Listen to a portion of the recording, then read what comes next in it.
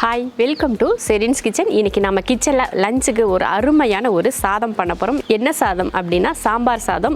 ரொம்ப ருசியாக மசாலாலாம் அரைச்சி பண்ண போகிறோம். ரொம்ப டேஸ்டியாகவும் இருக்கும். அதே சமயம் இந்த மெத்தடில் நீங்கள் பண்ணிங்கன்னா உங்களுக்கும் ஈஸியான ஒரு மெத்தடாக இருக்கும். வாங்க அந்த சாம்பார் சாதம் எப்படி பண்ணலாம் அப்படிங்கிறத பார்க்கலாம்.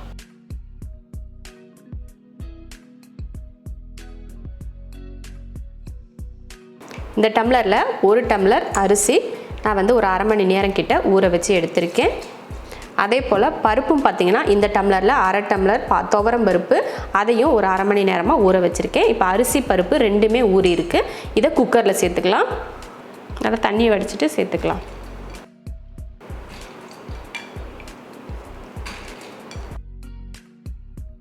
ஒரு அரை மணி நேரம் கிட்ட ஊற வச்சிங்கனாலே போதும், நல்லா பருப்பு வந்து ஊறிடும். அடுத்து அரிசியை சேர்த்துடலாம்.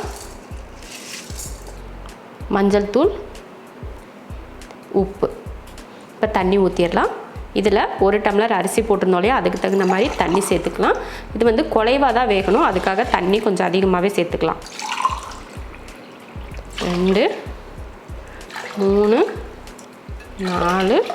இதில் ஒரு டம்ளர் அரிசிக்கு 4 டம்ளர் அளவுக்கு தண்ணி ஊற்றிருக்கேன். நீங்கள் இதில் 5 கூட ஊற்றுறதுனாலும் ஊற்றிக்கலாம், அது சரியாக இருக்கும் உங்களுக்கு. தண்ணி ஊற்றுனதுக்கப்புறமா ஒரு 2 ஸ்பூன் அளவுக்கு எண்ணெய் சேர்த்துக்கலாம். இப்போ மூடி வச்சிடலாம். ஸ்டவ் ஆன் பண்ணிவிட்டு குக்கர் வச்சிடலாம். இப்போ விசில் போட்டலாம். ஒரு 6 விசில் விட்டு ஆஃப் பண்ணிக்கலாம். அரிசியும் பருப்பும் வெந்து வர்றதுக்குள்ளே நம்ம மசாலா வறுத்து அரைச்சிக்கலாம். கடாய் வச்சுட்டு அதில் 1 ஸ்பூன் அளவுக்கு மல்லி, 1/4 ஸ்பூன் சீரகம், 1/4 ஸ்பூன் மிளகு, உளுந்தம்பருப்பு 1 ஸ்பூன், கடலைப்பருப்பு 1 ஸ்பூன், பட்டை ஒரு துண்டு, ஏலக்காய் 1, கிராம்பு 1, வரமிளகாய் ஒரு 4. இப்போ இதை வறுத்துக்கலாம். கொஞ்சமாக வெந்தயமும் சேர்த்துக்கலாம். கொஞ்சம் வெந்தயம் சேர்த்துக்கிட்டால் போதும். இதை நல்லா பொன்னிறமாக வறுத்து எடுத்துடலாம். எண்ணெயில் ஊற்றக்கூடாது, எண்ணெய் ஊற்றாமல் தான் வறுக்கணும். நல்லா பார்த்திங்கன்னா பருப்பு உளுந்தெல்லாம் பொன்னிறமாக மாறிடுச்சு பாருங்கள். இந்த டைமில் நம்ம கையில் இது எப்படி எடுத்தால் அரை கையளவுக்கு தேங்காய் துருவல். இந்த தேங்காய் துருவல் வந்து நல்லா அந்த ஈரப்பதம் போகிற வரைக்கும் வறுத்துக்கலாம். பாருங்கள், தேங்காய் போட்டதுக்கப்புறமும் தேங்காயும் நல்லா அந்த ஈரப்பதம்லாம் போனதுக்கப்புறம் நல்லா வறுத்தாச்சு. இப்போ இதை ஒரு பிளேட்டுக்கு மாற்றிக்கலாம். இது பார்த்திங்கன்னா ஒரு பிளேட்டுக்கு மாற்றியாச்சு. இதை ஆறட்டும், அதுக்குள்ளேயே நம்ம தாளித்து விட்டுறலாம். அடுத்து தாளிக்கிறதுக்கு ஒரு பாத்திரம் வச்சு அதில் எண்ணெய் ஊற்றிக்கலாம். எண்ணெய் காஞ்சதுமே கடுகுளுந்து, கொஞ்சமாக சீரகம், பொரிஞ்சதுமே கொஞ்சம் கருவேப்பிலை, அடுத்து சின்ன வெங்காயம் ஒரு 100 கிராம் அளவுக்கு சின்ன வெங்காயம் சேர்த்துட்டு அதை கலந்துக்கலாம். வெங்காயம் நல்லா வதங்கினதுக்கப்புறம் இதில் 2 தக்காளி சேர்த்துக்கலாம்.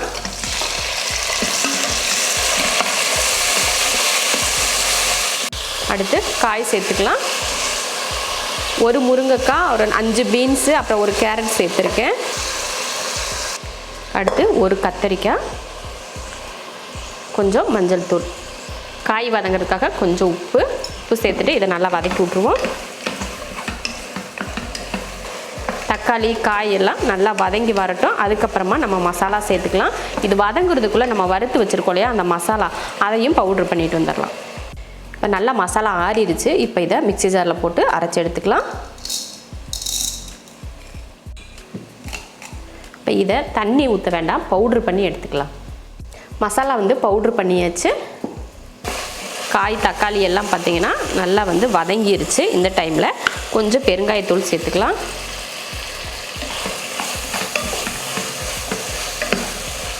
அவ்வளோதான். பெருங்காயத்தூள் போட்டதுக்கப்புறமா நம்ம அரைச்சி வச்சுருக்கோம் இல்லையா பவுடர், அதையும் சேர்த்துடலாம்.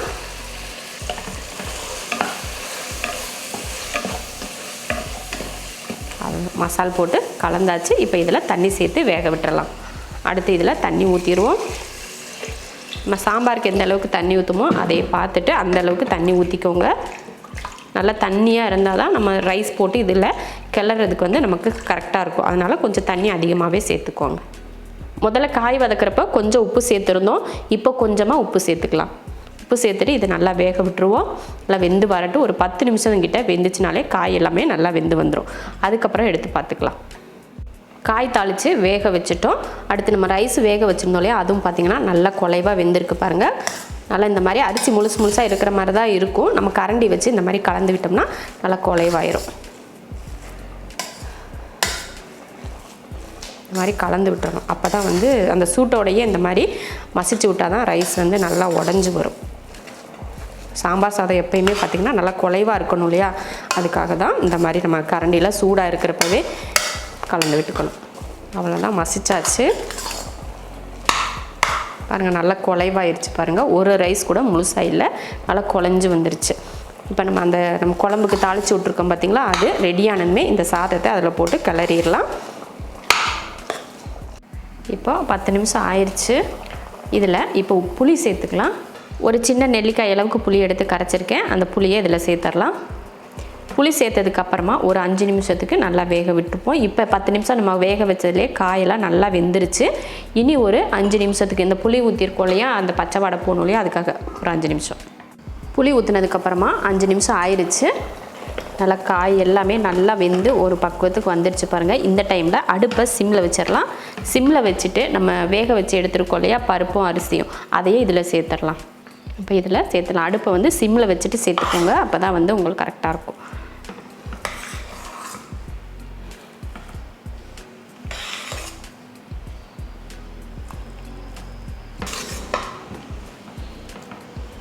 இப்போ இதை கலந்து விட்ருவோம்.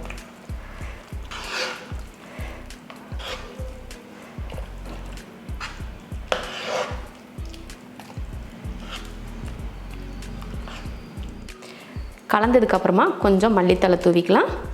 மல்லித்தலையும் தூவிட்டு அதையும் கலந்து விட்டுருவோம். அருமையான ஒரு சாம்பார் சாதம் ரெடி ஆயிடுச்சு. கொஞ்சமாக தான் நம்ம வந்து அரிசி போட்ட ஒரு கிளாஸ் அரிசிக்கு பாருங்கள் எவ்வளோ சாம்பார் சாதம் வந்திருக்குன்னு பாருங்கள். சாம்பார் சாதத்தை பொறுத்த வரைக்கும் நம்ம காய் வேக வச்சு பருப்பு வேக வச்சு இதெல்லாம் கிளறப்போ அதிகமாக இருக்கும். அதனால் நீங்கள் எதிர்பார்க்குற நம்ம வீட்டில் செய்கிற சாதத்தை விட கொஞ்சம் குறைவாகவே நீங்கள் வச்சுக்கிட்டிங்கன்னா தான் நம்ம சாம்பார் சாதம் செஞ்சு வெளியில் எடுக்கிறப்போ நமக்கு கரெக்டான ஒரு அளவுக்கு வரும். ரொம்ப அருமையாக இருக்கும். இந்த மாதிரி நீங்கள் ஒரு சாம்பார் சாதம் செய்யுங்க. இப்போ அடுப்பை ஆஃப் பண்ணிக்கலாம். இதே போல் சாம்பார் சாதம் நீங்களும் செஞ்சு பாருங்கள்.